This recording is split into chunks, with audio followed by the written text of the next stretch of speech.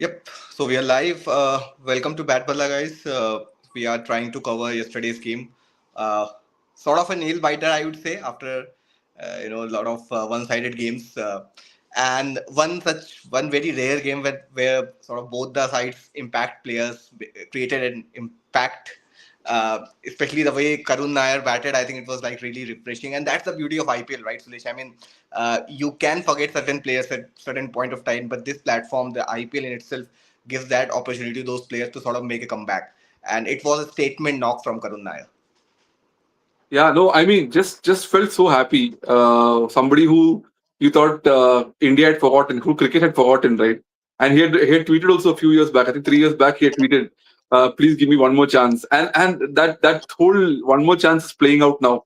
He had such a great Vijayadhara tournament, such a great Ranji tournament, and now he's playing so well in the IPL also, and hopefully for India colors soon, right? I mean, at least in any particular format. But what a comeback tale, and unfortunate that it couldn't result in the win, but nothing to take away from that knock. And I mean, the takedown of Bumrah was. I have never seen anything like it in recent times. So hats off to Karun Nair. Happy for him. Very happy for the whole Delhi franchise for backing him. And good to see that a good performer for India is back in true colors. No, that's absolutely fair point. I mean, that's the beauty of IPL, like I mentioned. So coming back to the game, uh, Mumbai batted first. We saw a lot of useful contributions from Rickelton, Suryakumar Yeah. Yadav, Tilak Varma. But I think that particular knock by Tilak Varma created that made them cross 200, right? Otherwise, they would have been struggling at around 185, 190. And as a neutral guy who have watched a lot of cricket, at Delhi, how the Delhi cricket plays out, 205 was still a more or less par score. It was we knew that with the kind of batting lineup Delhi had, it was pretty much chaseable, right? And despite losing, and again, let before sort of going into Delhi's batting, let's talk about Mumbai's batting again. The struggle continues for Rohit Sharma, and once again trapped by a leggy up front. I don't know what is going on with him. In the last 6 or 7 years, I think batting the last year where he averaged more than 30. Otherwise, in the last 5 6 years, I think his average has been just hovering around that 20 18 20 22, and along with the strike rate, which is like he's been really struggling in this format in the IPL, and which is a little weird because when Rohit Sharma plays for India, especially in the last year's T20 World Cup, you saw a lot of impactful knocks, right? You saw that 90 odd against Australia, you saw that 50 against England, but somehow that IPL thing is not working out for him for the last so many years now. Yeah. No, I mean, let's see, it's definitely not only on talent, right? I mean, the fact that there is a very unusual dressing room scenario, right, where Rohit Sharma, the captain of India, is suddenly just a player, and on top of that, he's mostly the impact sub, so he doesn't feel the most of the times. So all that I think impacts. I mean, it negatively impacts as well, right? Not just positively impacts. So I think all that is playing on his mind, and he's not able to play the way he plays for India for sure. He's a person who likes responsibilities, and here there's hardly any responsibility. It's like, okay, if you hit, it's good for us. If you don't hit, it's fine. And probably that's not motivating him enough. I want Mumbai to give him some responsibilities. And maybe, I mean, the whole impact sub also somebody else, man. I mean, he can be on the field at least for that advice and suggestions he can give to Hardik. It's sad that he's being used like this, but that's the way. I mean, that's the way Mumbai plays now. Yeah, I mean, I don't expect much from Rohit Sharma these days. So whatever they get, I think is a bonus. So Rohit, I mean, and a great start by Rickelton. I mean, he's slowly coming into form, and good to see. Good to see somebody taking. I mean, when Rohit is not playing well, good to see somebody else taking that charge and leading from the front. Again, Suryakumar Yadav. I don't know. There are talks that bowlers have started figuring him out. Which, if that's the case, then that's not a good scenario because of the last few innings, he's been struggling, right? And he's been struggling against a particular type of bowling. Like spin bowling has been a struggle. Even in off spin, even in fast bowling, certain lengths are struggling him. So I think a lot of analytics has gone into figuring out how Suryakumar Yadav bats, and now teams are finding strategies for that. But if Suryakumar Yadav doesn't strike the way he's supposed to, then it's a little tough for the top order of Mumbai. And every time you can't expect a Tilak or a Hardik to bail them out. And Tilak did today, but it may not happen every time. Yeah, one I think Tilak in the finishing knock by Naman Dhir, I think it was pretty good if you are a Mumbai Yeah. fan. Hardik unfortunately could not, create an impact. He was my captain for the Dream 11 side, but unfortunately, it did not turn out well. But one very interesting point I wanna bring it up here. Somebody like a Will Jacks, who primarily bats at top of the order, right? Across, for England, even for RCB, for the limited number of games he had played, Yeah. and he's been getting used as a number six or number seven here, which I know Mumbai's got a very heavy batting lineup. They've got players, international players who can play at any position. They've got number three Suryakumar, Tilak is there, Hardik is there. But again, I think for me to watch someone like a Jacks coming at number six or number seven is a little weird. Which basically sends a message that they probably don't have a position for that guy, right? Uh, Yeah. Essentially, he's sort of getting wasted, at number seven, is what I feel. Any thoughts on the same? No, see, it's not like Mumbai is doing great at top of the order, right? And it's a scenario where you have a player who can come and possibly do well at top of the order, where they're fading right now. But the thing is, can you drop Rohit? That's the question, right? So if Mumbai takes that hard call, I think the top order can start shining again. Will Jacks, like you said, is a top order player, and maybe Will Jackson Rickelton is a damn good opening order, which we'll probably never see. But it's sad. I mean, it's sad that and to be really frank, Mumbai is in every match going close because they're always that 20-30 run shot, and that 20-30 run shot is because of top order. And every team gets this brilliant power plays which Mumbai is not getting. And as long as they don't get those power plays, they'll always have those tough matches. And this time it went in their favor, but the last two times it didn't. So Mumbai has to do something about the top order. Viljak is the solution, but can they take those hard calls is something which we have to see. Sometimes I really wonder whether IPL should allow mid-season trading, just like an English or a La Liga, the football leagues. I think that probably would Yeah, empower teams like CSK who are really struggling with the quality yeah, top player. Maybe Will Jacks playing for CSK it would be good for Will Jacks as well because he would get more chances over there. But again, I think that's not going to happen. So let's not beat ourselves on that. Coming to the yeah, Delhi bowling, I thought, I'm really impressed by the way Vipraj Nigam is bowling. yeah, yeah, Especially the way he set up Rohit Sharma in that over, and he got the big wicket of Hardik Pandya as well yeah, in his final spell. But something about the leg spinners, Sulesh. You saw Kuldeep ball. I think Kuldeep is at a yeah. different level. We gotta admit that. Then there are a couple of young guys, Digvesh and Vipraj. And there's one Mumbai Chinaman as well, who's creating an impact. Uh, Vignesh, yeah, yeah, yeah. So I think the quality of leg spinners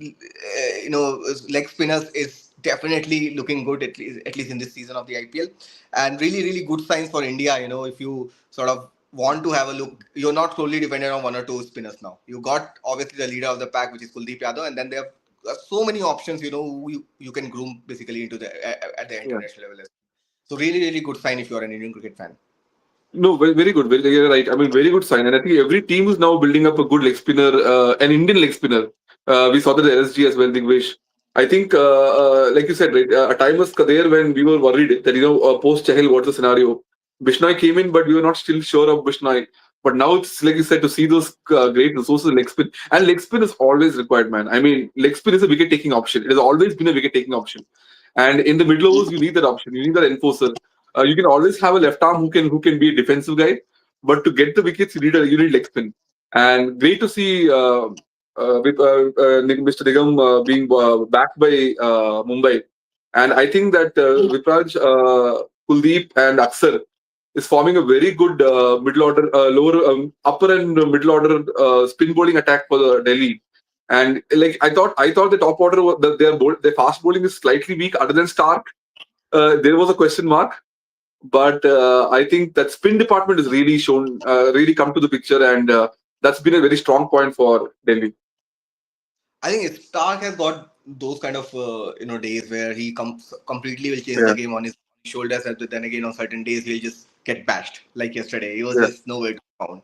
yeah, Well, that's the risk which you have to take with someone like a Stark, who's a world class bowler. If he gets little bit of seam, little bit of movement of the wicket, and I think he's a very lethal bowler. But in case he doesn't find that rhythm, I think he goes for plenty, and that's what happened yesterday. But I think that, like you mentioned, the spinners have got, have got their tails up, and they sort of pulled Delhi back into the game.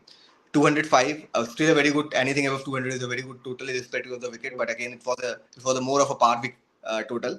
And with the quality of Delhi's batting lineup, I think you knew that it's gonna be a good game, right?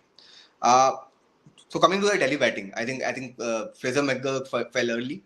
That's the way he plays, right? Typical Virender Sehwag kind of flamboyance and that kind of approach. If he fires. Otherwise, चल गया तो चांद तक नहीं तो शाम तक. As we say in Hindi. But again, what a beautiful knock by Karun Nair.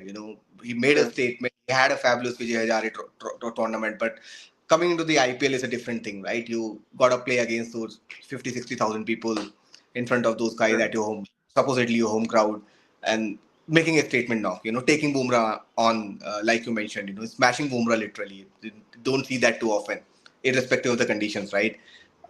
Any thoughts on the same, Suresh?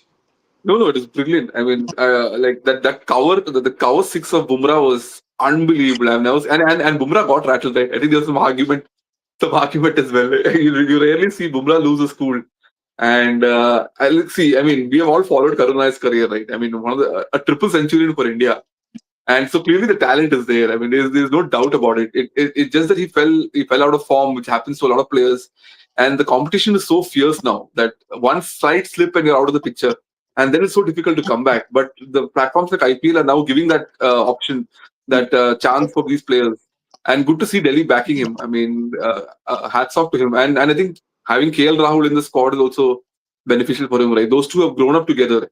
They literally played their cricket for Karnataka from the beginning, so having him also together is a good sign for Karun Nair as well. And those shots, and not just a typical shot, the reverse sweep hits, the cut over point, all the shots in the book.